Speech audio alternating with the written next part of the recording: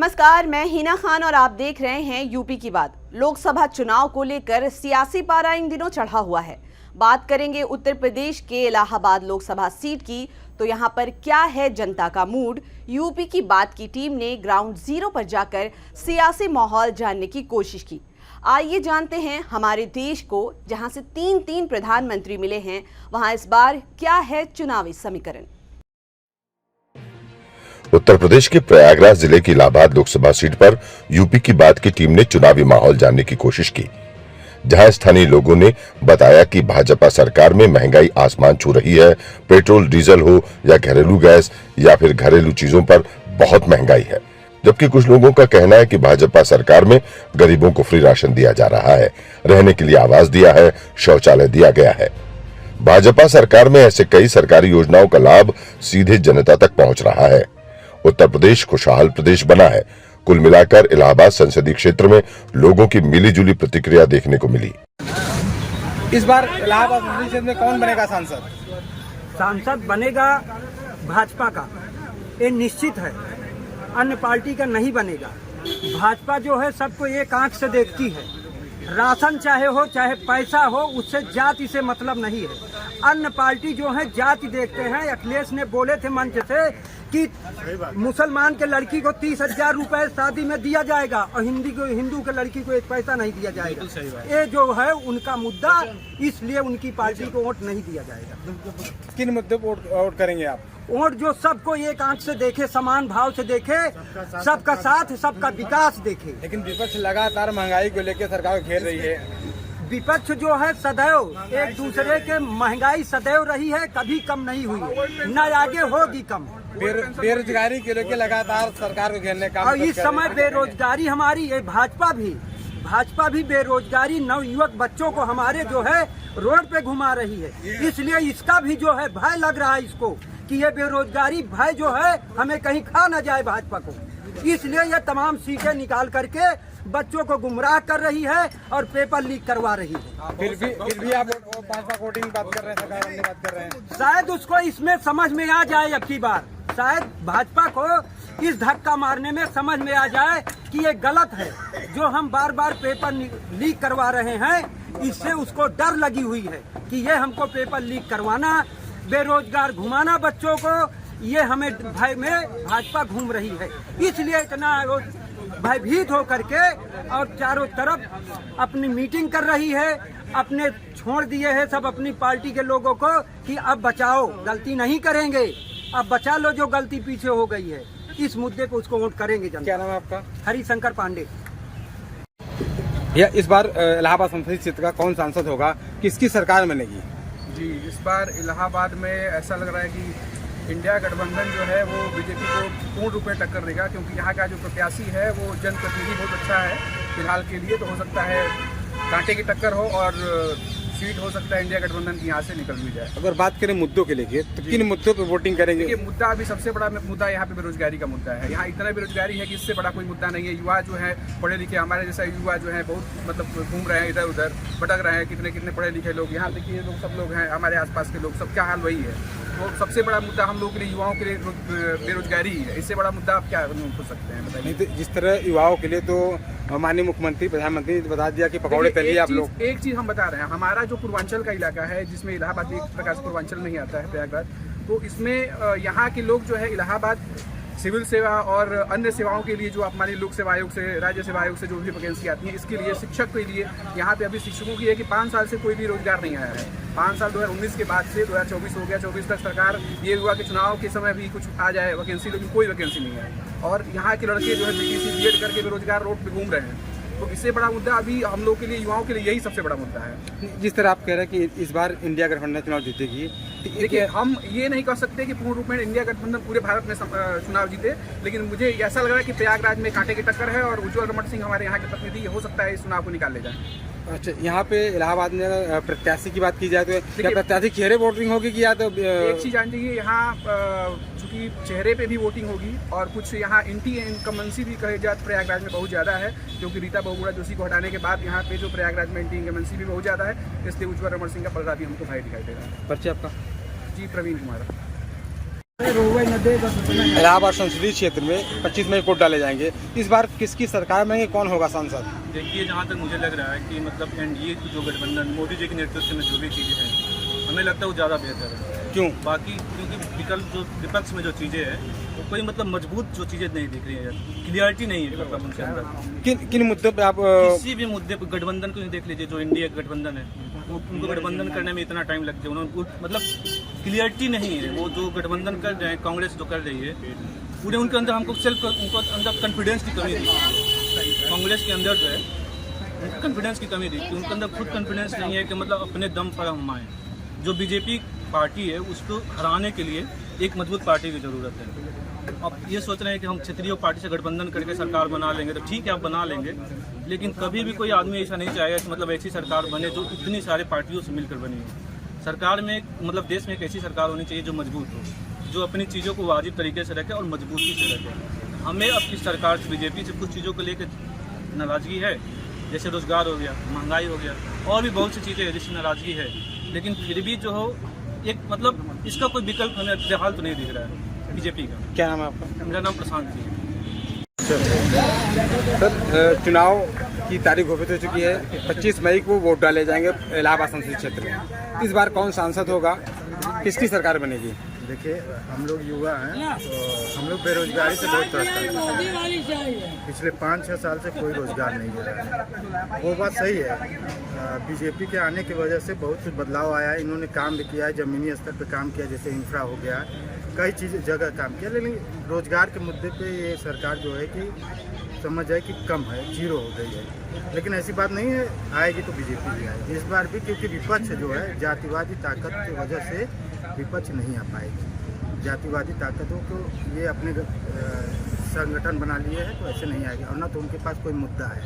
मुद्दा क्या है? 370 हटाओ, ये सब कोई मुद्दा नहीं होता है। अगर आपको वास्तव में युवाओं का बड़ी थी तो आपको हर एक आंदोलन में इलाहाबाद में लेके हर जगह पहुंचना चाहिए था, उनका सपोर्ट करना चाहिए, लेकिन कोई भी नेता नहीं आया। बस गुस्सा इसी बात है, विपक्ष का कोई नेता नहीं आया था। यही लोग आयोग में जो है धरना हुआ था, कोई नेता नहीं आया।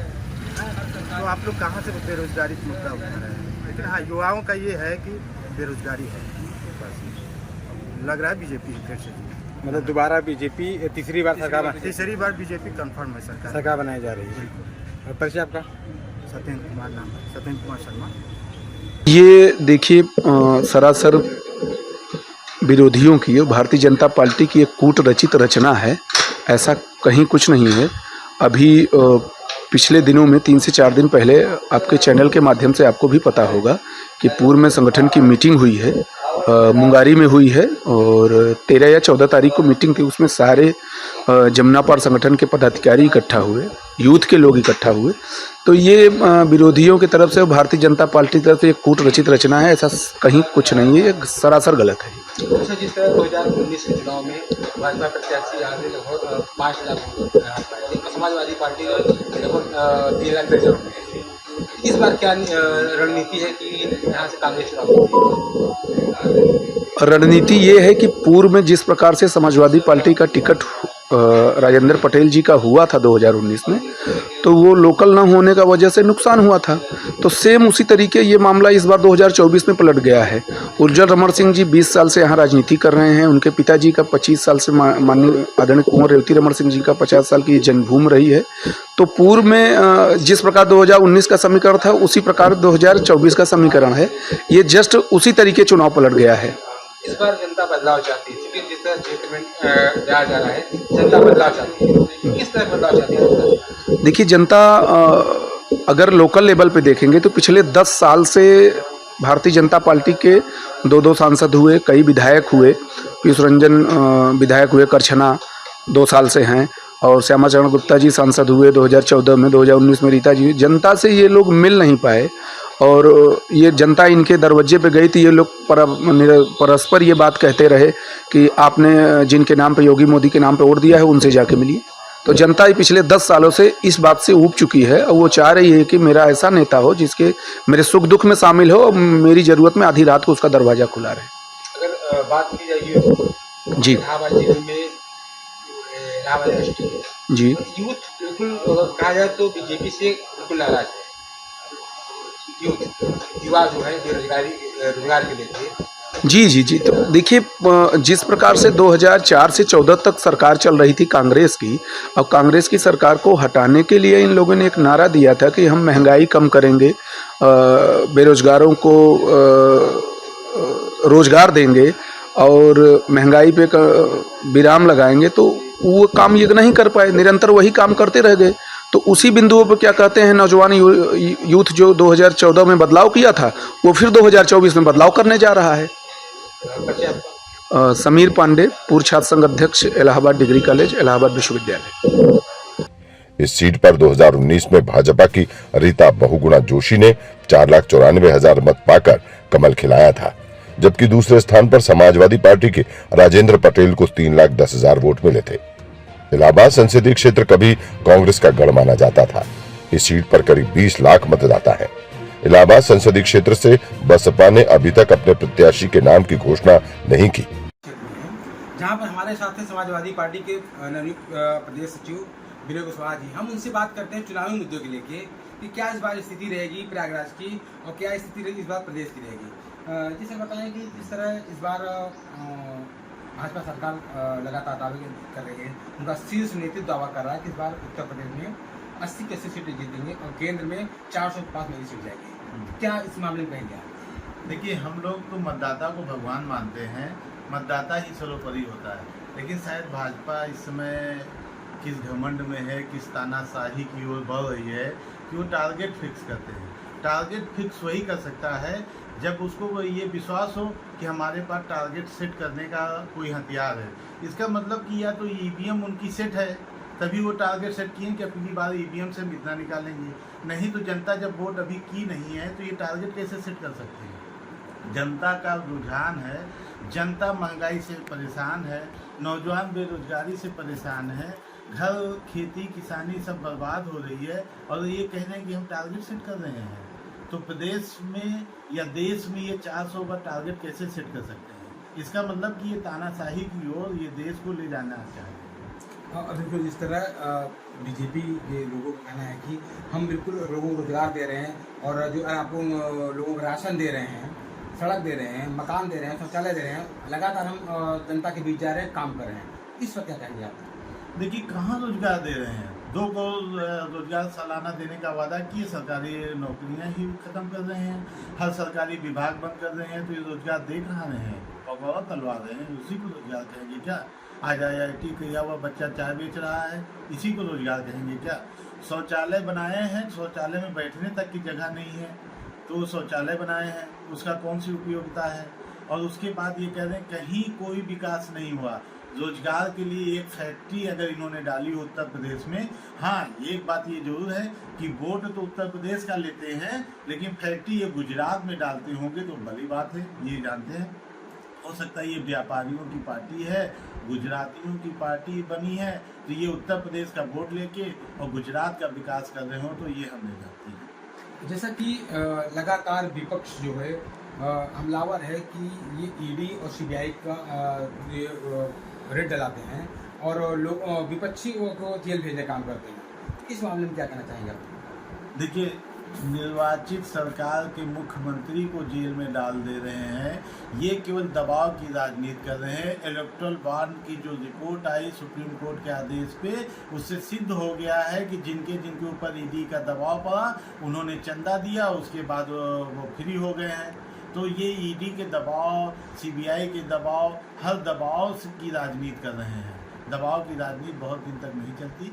अब जनता इस चुनाव में ऐसी तानाशाही बर्दाश्त नहीं करेगी और इसका रिजल्ट आगामी चुनाव में देखने को मिलेगा। जिससे देखा जाए तो इलाहाबाद संसदीय कभी कांग्रेस का गढ़ माना जाता था।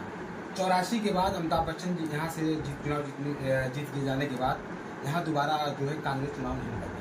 तो जिस तरह से इंडिया गठबंधन से समाजवादी पार्टी गठबंधन आपका जो है उसे कांग्रेस से उज्जवल रमण चुनाव में लड़े हैं। तो इस मामले में क्या कहना है कि किस हद तक ये वोटिंग पड़ेगी, किस हद तक हमें वोट मिलेगा? देखिए, मैं माननीय अखिलेश यादव राष्ट्रीय अध्यक्ष समाजवादी पार्टी की दूरदर्शिता की तारीफ करूंगा कि उन्होंने बहुत दूरदर्शिता दिखाते हुए ये सीट कांग्रेस को दी है। वो ये सीट आज जीत के इंडिया गठबंधन जाएगी और कहीं ना कहीं भाजपा को रोकने का काम होगा उत्तर प्रदेश में। जिस तरह से माननीय अखिलेश यादव जी ने सभी जातियों को बहुत अच्छे से समायोजित किया है इस लोकसभा चुनाव में, इसलिए उत्तर प्रदेश में इस बार समाजवादी पार्टी के साथ इंडिया गठबंधन की मैक्सिमम सीट आने जा रही है। ये आप आने वाले 4 जून को देखेंगे। बिल्कुल, जिसने हमारे साथ समाजवादी पार्टी के प्रदेश सचिव जुड़े थे और उन्होंने कहा कि इस बार जो है हम पूर्ण बहुमत सरकार बनाएंगे, हम भारी संख्या में उत्तर प्रदेश सीट जीते जा रहे हैं। यूपी की बात करें जगदीश सिंह प्रयागराज। इस बार भाजपा प्रत्याशी नीरज त्रिपाठी चुनाव मैदान में है। नीरज त्रिपाठी हाईकोर्ट के अधिवक्ता हैं। नीरज त्रिपाठी पश्चिम बंगाल के पूर्व राज्यपाल केशरीनाथ त्रिपाठी के बेटे हैं और वो पहली बार चुनाव लड़ रहे हैं। वहीं इंडिया गठबंधन की तरफ से उज्ज्वल रेवती रमन सिंह को प्रत्याशी घोषित किया गया है। उज्ज्वल रमन सिंह करझना विधानसभा के विधायक भी रह चुके हैं। सपा सरकार में उज्ज्वल रमन सिंह मंत्री भी रहे। उज्ज्वल रमन सिंह कुंवर रेवती रमन सिंह के बेटे हैं। रेवती रमन सिंह करझना विधानसभा से 8 बार विधायक रह चुके हैं। रेवती रमन सिंह समाजवादी पार्टी से इलाहाबाद लोकसभा से सांसद भी रहे। रेवती रमन सिंह की जमुना पार में अच्छी पैठ है। उधर कांग्रेस ने इलाहाबाद लोकसभा सीट पर 1984 के बाद से चुनाव नहीं जीता। तो इससे निश्चित तौर पर ठेस लग रही है प्रयागराज की गरिमा को। हमारा मुद्दा है कि प्रयागराज में जो दफ्तर थे, सरकारी दफ्तर थे, उसको यहाँ पर रखा जाए, उसको स्थानांतरित लखनऊ न किया जाए। दूसरी सबसे बड़ी समस्या पूरा प्रयागराज शहर जाम से जो है, तो प्रयागराज में एक मेट्रो होना चाहिए। तीसरी सबसे बड़ी समस्या प्रयागराज में एम्स नहीं है। एम्स जब तक अस्पताल नहीं खुलेगा तब तक प्रयागराज के लोग दर दर की ठोकरें खा रहे हैं, लखनऊ दिल्ली जाने पर मजबूर हैं, परेशान हैं। और जो प्रयागराज का जो ग्रामीण अंचल है, सिंचाई का अभाव है, वहाँ एक भी लिफ्ट कैनाल, एक भी सिंचाई की नई सुविधा जो है भारतीय जनता पार्टी की सरकार में नहीं हुई। सबसे बड़ी समस्या प्रयागराज जनपद में बेरोजगारी की है। एक भी कल कारखाने बीजेपी की सरकार में नहीं लगाए गए। इस उपेक्षा का यही मुद्दे हैं जिसको हम जनता के बीच लेकर जाएंगे और उम्मीद करेंगे कि जनता इस पर अपना आशीर्वाद और समर्थन हमको देगी। सर, एक सबसे बड़ा सवाल ये है कि भारतीय जनता पार्टी उत्तर प्रदेश के 80 सीट जीतने का दावा कर रही है और सबका साथ सबका विकास की बात करती है, तो इस पर क्या करें? देखिए, वो उनके दावे जो है किताबी हैं और खोखले हैं और भारतीय जनता पार्टी इस तरीके के दावे पहले भी चुनावों में करती आई है, लेकिन हर चुनाव में उस तरीके से फेल हो गए। मैं उदाहरण के लिए बतलाना चाहूँगा कि बंगाल के चुनाव में उन्होंने कहा था कि हम सरकार बनाने जा रहे हैं, आंकड़ा आया तो 100 के नीचे चले गए। इसी तरह मणिपुर के चुनाव में ऐसा हुआ, इसी तरह दिल्ली के चुनाव में ऐसा हुआ। तो ये खाली दावे कर रहे हैं। आज जनता परेशान है महंगाई से, आज जनता परेशान है बेरोजगारी से, पर्चा लीक से। तो निश्चित तौर पर जनता एक विकल्प खोज रही है और जन समर्थन के नाते ही ये गठबंधन, इंडिया गठबंधन, कांग्रेस पार्टी और समाजवादी पार्टी जो है उत्तर प्रदेश में परिवर्तन की बयार लाएगी और आ रही है। सर, अगर आप चुनाव लड़ रहे हैं, अगर आप जीतते हैं तो कांग्रेस प्रयागराज के लिए क्या करेगी? क्या स्पेशल मुद्दा क्या रहेगा? विकास की नींव क्या रहेगी? देखिए, निश्चित तौर पर मैंने जैसा पहले बतलाया, एम्स की व्यवस्था करेंगे। अगर हम सरकार में आते हैं तो हम मेट्रो की व्यवस्था करेंगे। अगर हम सरकार में आते हैं तो फैक्ट्री लगाने का काम करेंगे। अगर हम सरकार में आते हैं तो लिफ्ट लगाने का जो है भरपूर प्रयास करेंगे। और अगर सरकार नहीं बनती तो सड़क से लेकर संसद तक इन चीज़ों के लिए संघर्ष करेंगे और पूरे ईमानदारी के साथ प्रयास करेंगे कि जो वादे हमने किए हैं उन वादों को पूरा करने के लिए। सर, जिस तरह कहा जाए कि इलाहाबाद संसदीय क्षेत्र कांग्रेस का बढ़ रहा है, यहाँ से 7 बार सांसद के कांग्रेस का प्रत्याशी और उसके बाद बात किया तो 84 से चुनाव कांग्रेस जीता के बाद कांग्रेस चुनाव नहीं जीता। क्या कहाँ कमियाँ रह गई चुनाव? निश्चित तौर से इस बार कांग्रेस का वनवास समाजवादी पार्टी के समर्थन से और इंडिया गठबंधन के बाकी दलों के समर्थन से इस बार खत्म होगा और प्रयागराज की जनता के बदौलत, प्रयागराज की जनता के आशीर्वाद के बदौलत, उनके प्यार के बदौलत ये जो है वनवास का जो है खत्म होने का समय अब आ गया है। तो ये था इलाहाबाद संसदीय सीट पर सियासी माहौल। इस सीट पर लोगों की मिली जुली प्रतिक्रिया देखने को मिली। बहरहाल देखना ये होगा कि आने वाले 4 जून को जनता जनार्दन किसको अपना सांसद चुनेगी। आप देखते रहिए यूपी की बात।